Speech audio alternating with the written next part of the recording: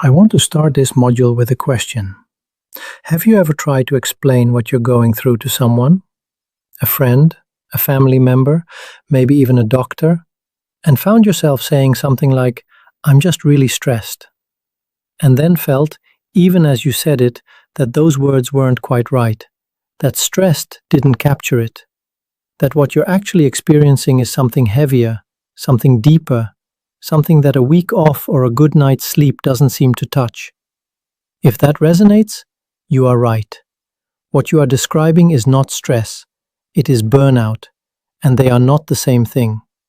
In this module, we are going to spend time really understanding what burnout is, at the scientific level, at the human level, and at the level of your specific life and work.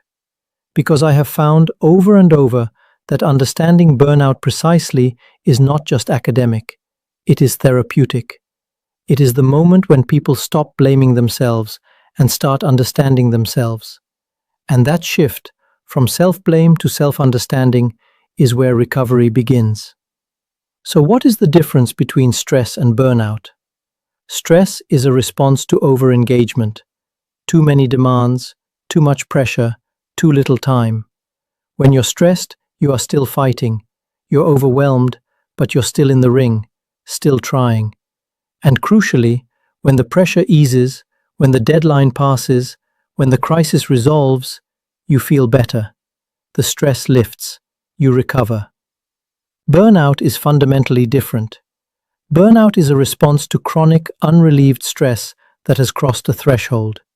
It is what happens when the fighting stops, when the resources run out, when your body and mind, having given everything for too long, simply disengage. The psychologist Christina Maslach, who has spent decades researching burnout, describes it this way. Stress is hopefulness under pressure. Burnout is helplessness after the pressure wins. Think about that distinction for a moment.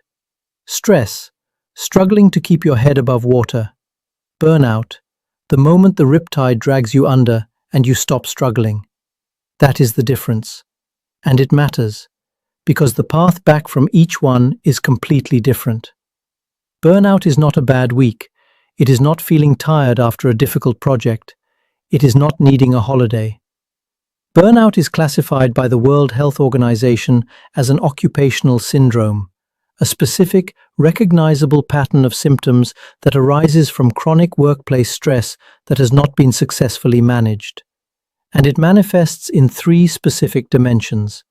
The first is emotional exhaustion, the feeling of being completely depleted, not just physically tired, but emptied out at every level.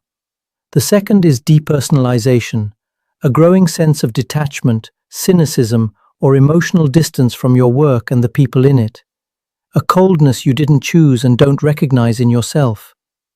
The third is reduced personal accomplishment, also called inefficacy.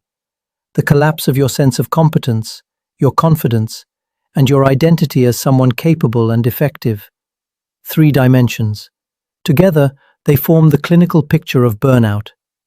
I want to pause here and ask you, gently, without any pressure, do any of these resonate? Perhaps all three, perhaps mainly one.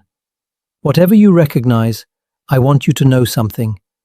Burnout is not a character flaw. It is not weakness. It is not a sign that you are not cut out for your work or your life.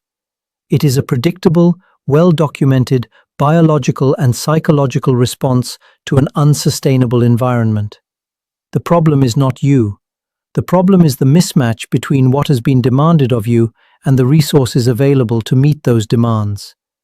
And that is something that can be understood, addressed, and changed. For your journal after this lesson, in your own words, not clinical language, just your words, describe what you have been experiencing. What does burnout feel like in your body, in your mind, in your relationship with your work? Take your time with that, and I'll see you in the next lesson.